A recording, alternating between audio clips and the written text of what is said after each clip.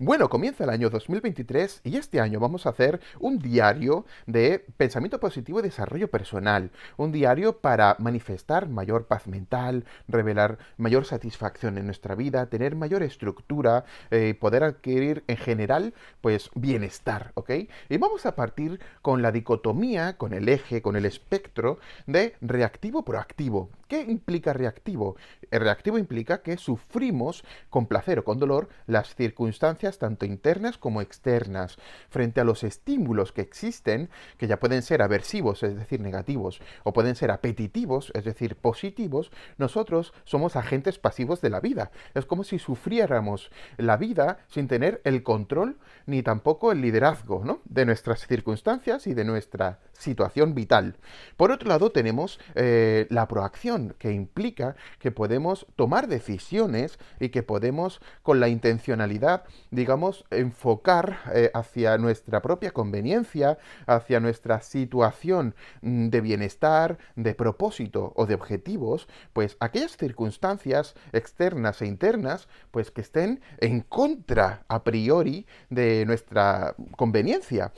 Esto se hace sobre todo a partir de intencionalidad, como he dicho. ¿Por qué? Porque en ocasiones no controlamos las circunstancias. Las circunstancias a veces vienen negativas, es decir, aversivas, y nosotros tenemos que lidiar con los procesos. Pero ese lidiaje de proceso, ese proceso en sí, puede revelar también nuestra propia capacidad de generar oportunidades en los obstáculos. Y para crear oportunidades necesitamos tener, sobre todo, una conducta proactiva, que implica que, lejos de centrarme en el bloqueo emocional que me genera esta situación, tomo partido de la situación y, a través de la toma de decisiones, a través de la información, del conocimiento y sobre todo, pues del atrevimiento de ser nosotros mismos y de arriesgarnos buscando siempre el mínimo riesgo posible para poder salir adelante y para poder vivir, tomar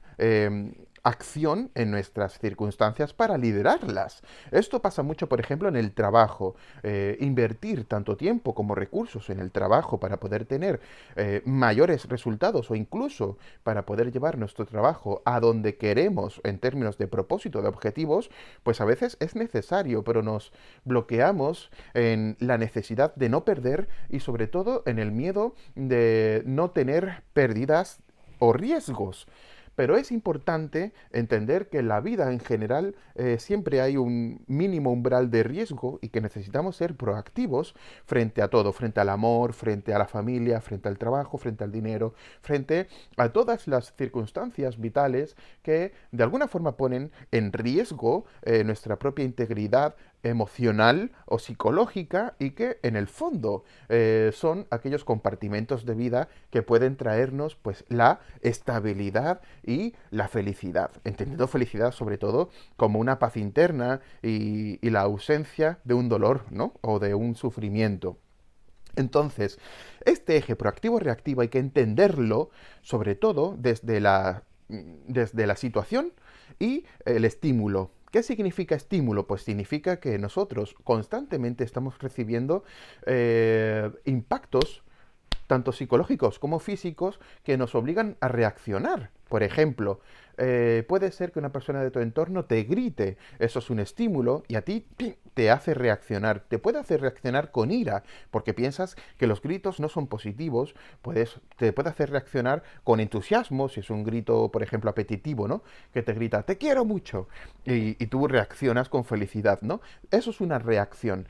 Pues es muy importante entender que los estímulos generan reacciones y entender que nosotros no podemos estar presos en la cadena estimular, que nosotros necesitamos, después de tener un estímulo, procesar la situación.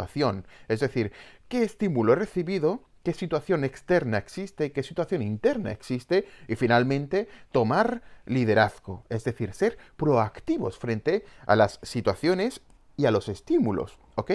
¿Por qué? Porque básicamente una persona que está atrapada en la cadena estimular es una persona que no toma decisiones y no siente que tiene las riendas de su propia vida. Siempre está sufriendo la vida, ya sea con placer o con dolor.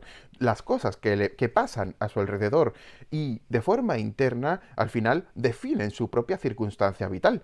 Pero por otro lado, cuando nosotros somos conscientes de que somos animales reactivos y que podemos también tomar partido proactivo, pues de alguna forma se abre una nueva dimensión en nuestra vida, una dimensión que nos puede llevar sobre todo a la satisfacción de sentir que la vida es nuestra y de tener estructurada nuestra vida para poder tener paz, paz duradera, que al fin y al cabo se trata de generar una condición que sea salutífera para ti y para la gente de tu entorno, para tu hogar, para tu familia y sobre todo para tu individualidad y para lo que sería tu propósito de vida, ¿ok? Por tanto, vamos a definir hoy, día 1, aunque a lo mejor ya lo estáis viendo en los días siguientes, vamos a definir cuáles son los estímulos que estamos recibiendo constantemente, tanto por parte nuestra, es decir, de nuestro fuero interno, nuestras creencias, nuestros pensamientos, nuestras ideas que vienen constantemente de forma reactiva frente a lo que somos, frente a lo que vivimos. Por ejemplo, siempre podemos estar martirizándonos, no vales lo suficiente, no tienes suficiente capacidad, o frente a una, por ejemplo, relación de pareja podemos tener una situación interna de baja autoestima, de sensación de, frente al trabajo del síndrome del impostor, ¿no? No valgo para este puesto, pero lo necesito para vivir. ¿Cuáles son esos estímulos constantes internos? Y luego, ¿cuáles son los estímulos externos? Es decir, ¿qué recibimos por parte de la familia? ¿Qué estímulos recibimos por parte del trabajo, de los amigos, por parte de nuestra pareja? O, si estamos solteros, por parte de nuestras potenciales parejas o amantes, ¿ok? Etcétera, etcétera.